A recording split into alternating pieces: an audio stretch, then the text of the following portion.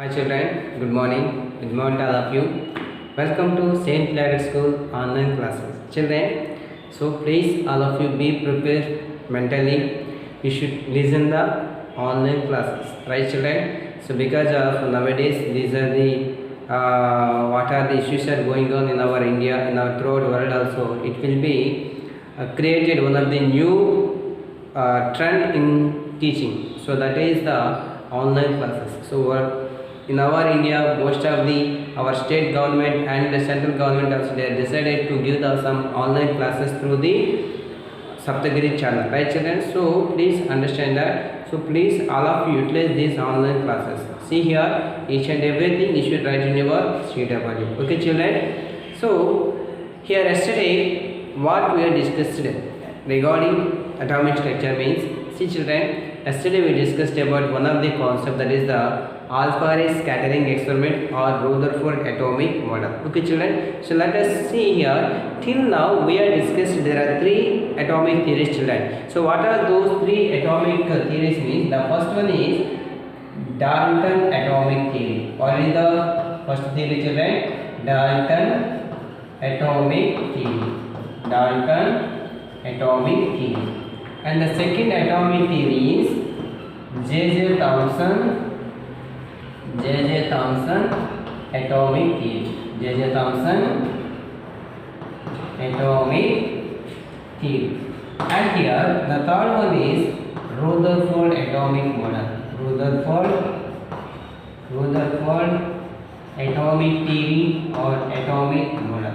Atomic theory or atomic model. Okay children, see here we already discussed here Dalton atomic theory. Dalton atomic theory, it is explaining about atom is indivisible particles. So matter consists of so many particles. Those so many particles, the smallest particle of matter considers as atoms. Atoms neither be created nor destroyed. And here the same atoms are same and having same physical and chemical properties in all aspects. And different properties of elements having different physical and chemical properties in all aspects. And if we can take any compound means it is combined together to or more different elements chemically combined by fixed ratios. And here atoms are divisible. So these are the postulates was given by Dalton atomic theory. But here Dalton atomic theory was failed to explaining our structure of atom. Why? Because of here atom not a divisible. It is atom is not a indivisible. Atom is divisible. Because of here atom consists of so many particles. Those so many particles are considered as more than 100 particles are there, but we are considering only three fundamental particles. Those are electrons, protons and neutrons. Already discussed about electrons, protons and neutrons, right children? Here that's why this is the theory is failed. This is the theory is failed. Then here J.J. Thomson atomic model. So J.J. Thomson atomic model, he was considered the watermelon model. So according to the watermelon, what we are saying here, the red pulp can be represented about total positive charge, and the black seeds can represent the black seeds can represent the negative charge. Here, when you consider here, more amount of positive charge is there, less amount of negative charge is there means here more number of positive charges does not neutralized by less number of negative charges. So what is the possibility it will be takes place here? Atom will be collapse. But it will not happen in this particular case of Thomson atomic model or Thomson atomic theory. That's why J.J. Thomson model of atom does not explaining about stability of the atom, does not explaining about position of the electrons and protons. It does not consider the any center of the atom. Right children? So that are the drawbacks are there in the J.J. Thomson atomic model. Okay children, that's why it is also mainly explaining about structure of atom. Now coming to the Rutherford atomic model. So Rutherford atomic model we consider as a planetary atomic model. So in our solar system we have sun is the center of the solar system. The remaining all planets can be revolve around the nucleus. Same thing here also. When you take the atom, here the center of the atom we consider as a nucleus. So the nucleus is introduced by Rutherford. We already discussed in yesterday. Here the size of the nucleus is 10 to the power of minus 13 centimeters. The size of the atom is 10 to the power of minus 8 centimeters. So when you are taking this difference between 10 to the power of minus 2 to 10 to the power of minus 13 centimeters, we are having 10 to the power of 5. That means the size of the atom is 10 to the power 5 times is more than the size of the nucleus. Okay children, so nucleus consists of protons and neutrons, right? See here, according to position of the electrons already we know that. Here J.J. Thomson does not explaining about position of the electrons and position of the protons and neutrons. But here Rutherford he was said that here the position of the electrons can revolve around the nucleus, in a particular part. Here the center of the atom considers the nucleus. Nucleus consists of protons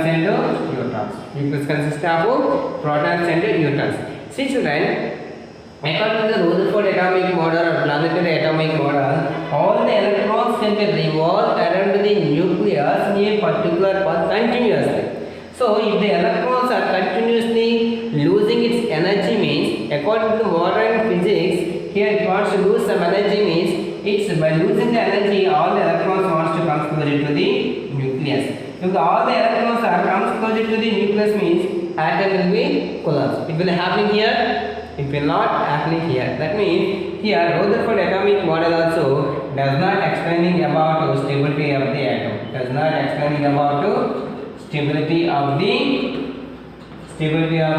atom. But here it can be overcome the one of the drawback of J.J. Thomson. What is that? So Rutherford proposes the position of the electrons and position of the protons and neutrons. Okay, children.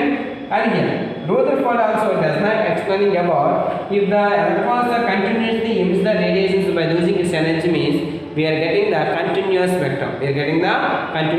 That means it can form some spectral lines.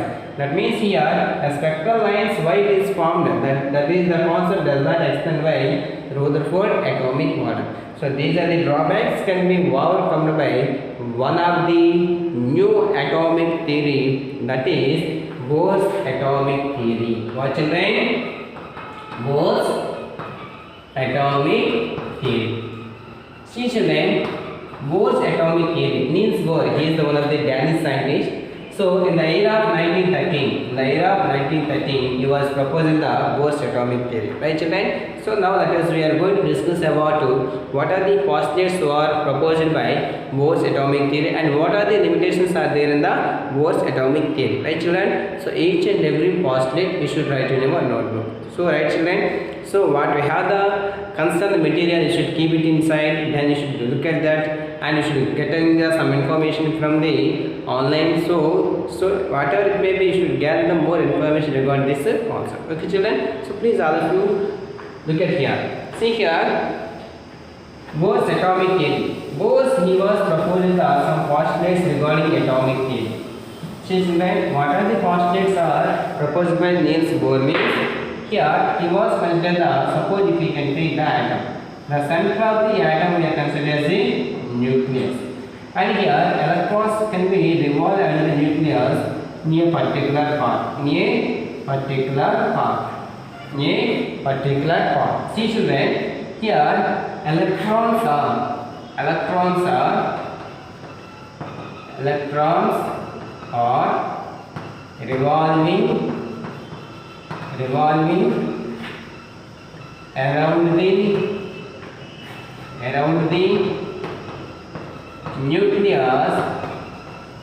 revolving around the nucleus in a particular part is called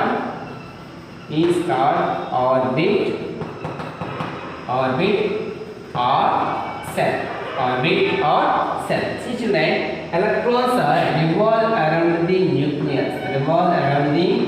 nucleus in a particular part. This is a part we are considered as orbit or cell children. Here, this is the first cell, this is the second cell, this is the third cell, this is the fourth cell. Right children? So if it is the first cell, that is the first cell, second cell, third cell and fourth cell. He was represented here, if n equals to 1 means that is the cell, he was represented as a K cell. So what children? First cell he was represented as a letter K. And here n equals to 2, that is the cell represented as a L cell. What children? L cell. So then the third cell, if n equals to 3 means he was considered that is the M cell. And here n equals to 4 means he was considered the N cell. And suppose if we can take one more cell here, we are considering that is the fifth cell. What children? fifth cell. Here n equals to 5, that is K, L, M, N, O, O, C. Right children? So like that it is the, if it is the first cell, second cell, third cell, fourth cell and continuously. But here we required for to explaining about total 108 elements, we required only 4 cells enough. 4 cells enough. That's why we consider this is the last cell of the atom, and this is the last cell of the atom considered as a valence cell or ultimate cell. That is the penultimate cell. It is the anti-penultimate cell. It is also anti-penultimate cell. Okay, children. See here, this is the first postulate was proposed by Niels Bohr. What is that? Electrons are revolving around the nucleus in a particular path is called as orbit or cell. Okay, children. And here, so each and every electron can be revolved around the nucleus. So that is the path we consider as a orbit. Each and every orbit having some particular energy. Each and every orbit having some particular energy. So that's why those are the energy levels we consider as stationary energy levels. What's your name? Stationary energy levels or stationary orbits. Stationary energy levels or stationary orbits. See children, the second postulate of Bohr's atomic theory is, what is the second postulate children here? The second postulate of Bohr's atomic theory is each and every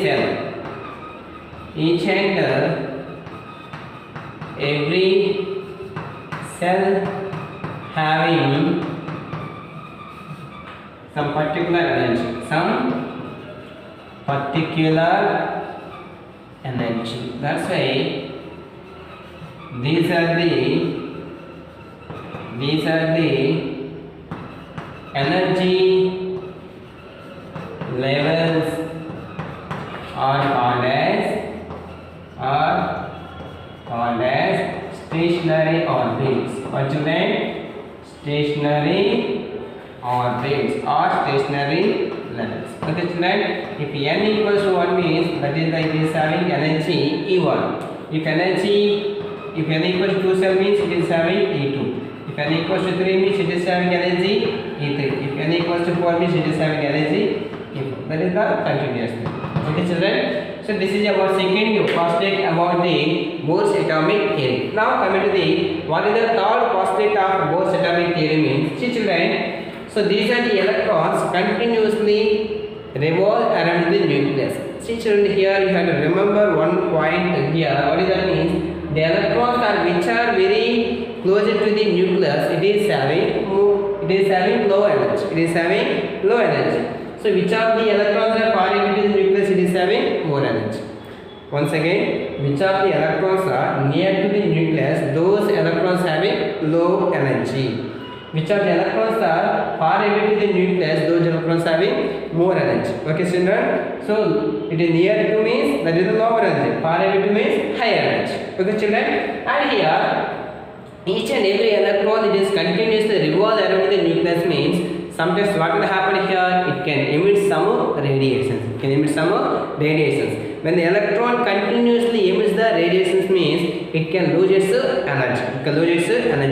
So by losing its energy to getting the more energy, it will be jumps from, it is we consider as n equals to 1, n equals to 2, n equals to 3, n equals to 4 means K cell, L cell, M cell, N cell, O cell means here these are the levels we consider as a lower energy levels. What children? Lower energy level. Here these are the cells we consider as higher energy levels. Here when the electron continuously revolves around the nucleus by emitting some radiations means by reducing its energy, it will be jumps from lower energy levels to higher energy level.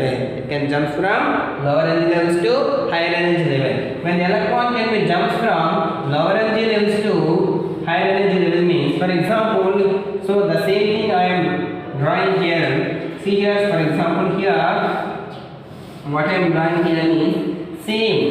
Here it is the n equals to 1, n equals to 2, n equals to 3, n equals to 4, n equals to 5. See children, so when the electron can be maybe jumps from first cell to second cell, that means first cell to second cell, or first cell to third cell, or first cell to fourth cell, or first cell to fifth cell. Whatever it may be, when electron can be jumps from lower energy level, these are lower energy level, these are the considered as a higher energy levels. So when the electron can be jumps from lower energy levels to higher energy level,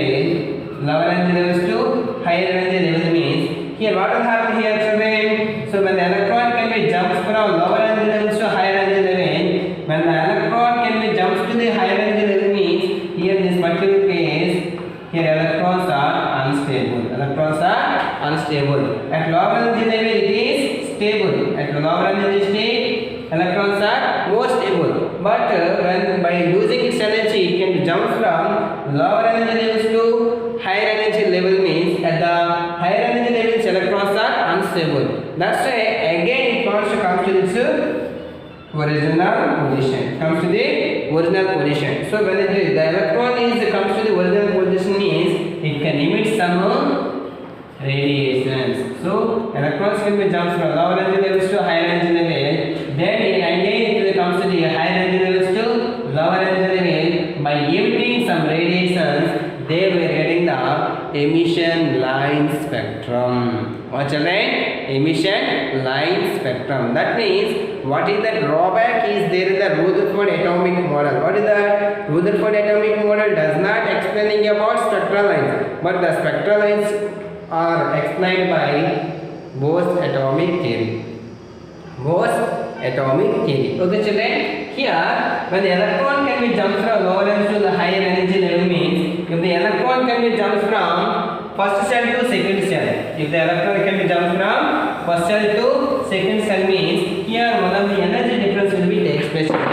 Here if n equals to 1 here third, so here n equals to 1, when the electron can jump from n equals to 1 to n equals to 2, means here energy we are getting, here having, it is having more energy, it is having less energy. That's why we consider as E2 minus E1. E2 minus E1. That means N2 cell having n equals to 2, second cell having energy E2, first cell having energy E1. Because of what I am said here, which of the electrons are near to the nucleus, it is having lower energy. Which of the electrons are far away from the nucleus means higher energy. That means n equals to 1 means E1 energy, n equals to 2 means E2 energy. Compare these, which one having more energy children? N equals to 2, it is having more energy.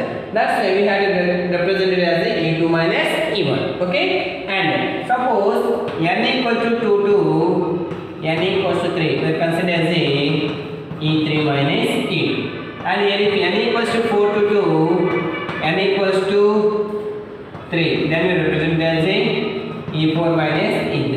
If n equals to 5 to 2, n equals to 4, means we consider as E4 minus E5 minus E3, E4.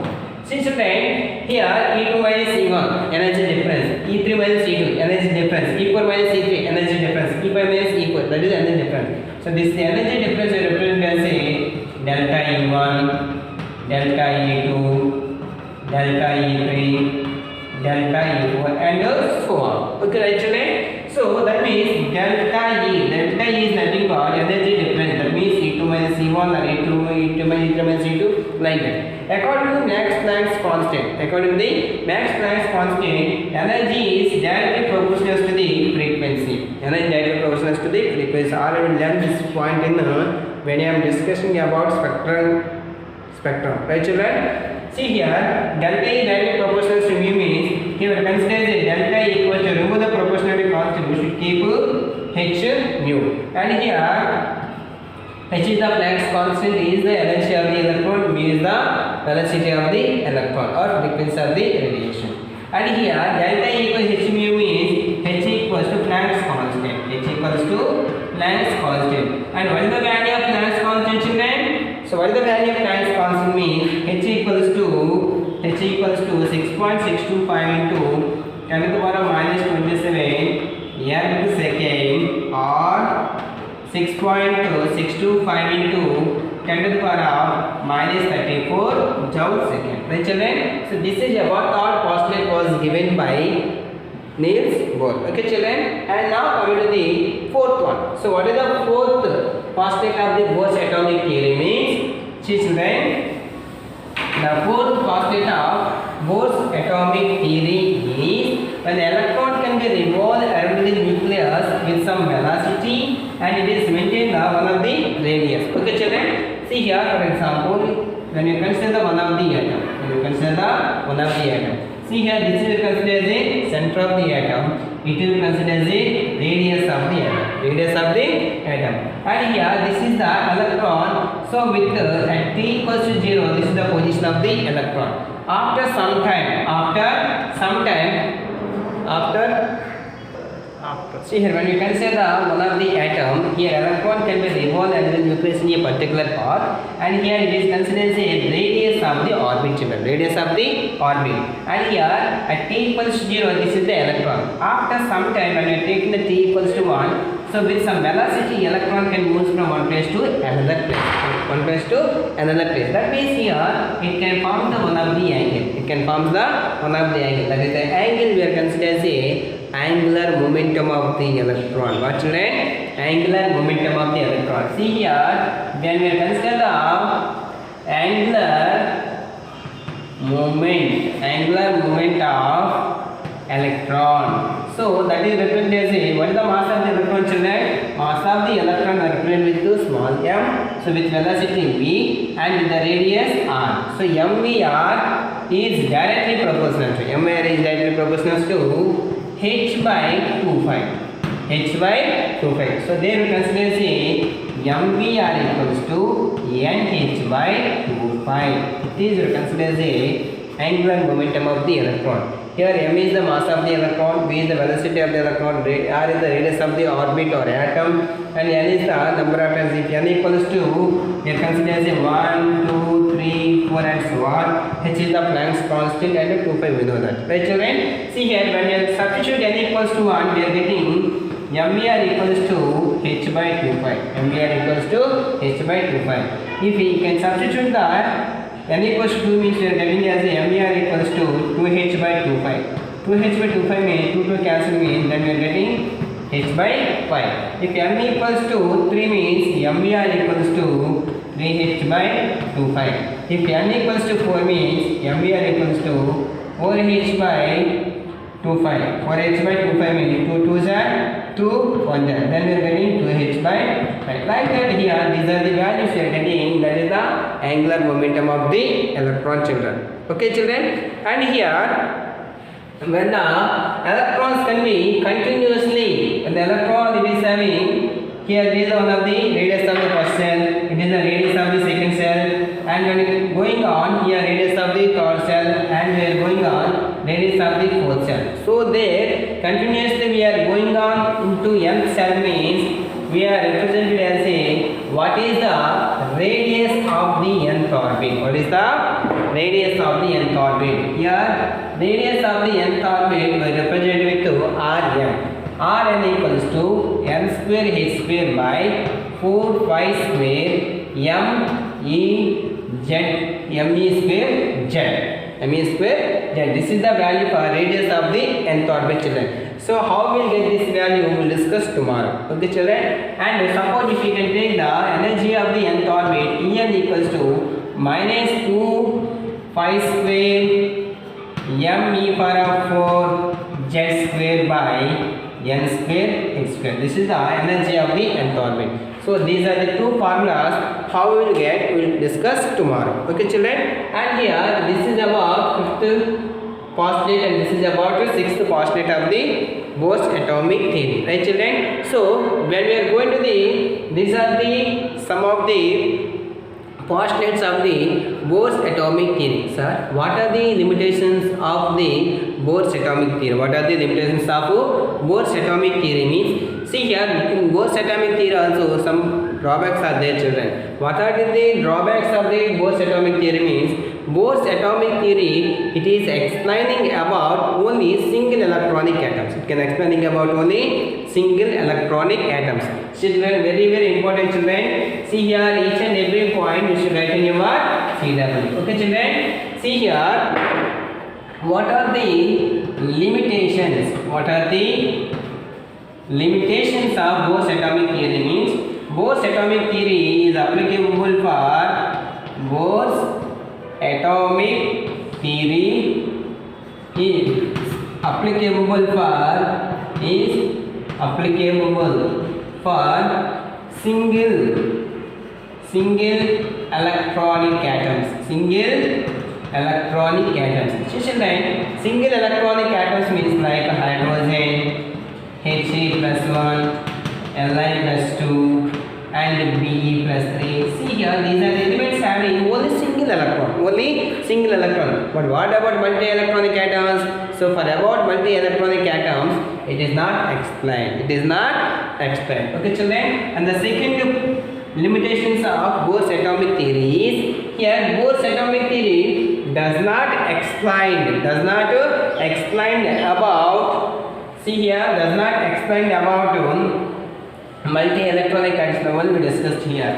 And Bohr's atomic theory does not explaining about, here each and every orbit can be split into some more lines. That means in presence of electrical field, each and every orbit can be split into some more lines. That is the lines are considered as a Stark effect. Or that is Stark effect. That means in presence of electrical field, each and every orbit can split into some more lines.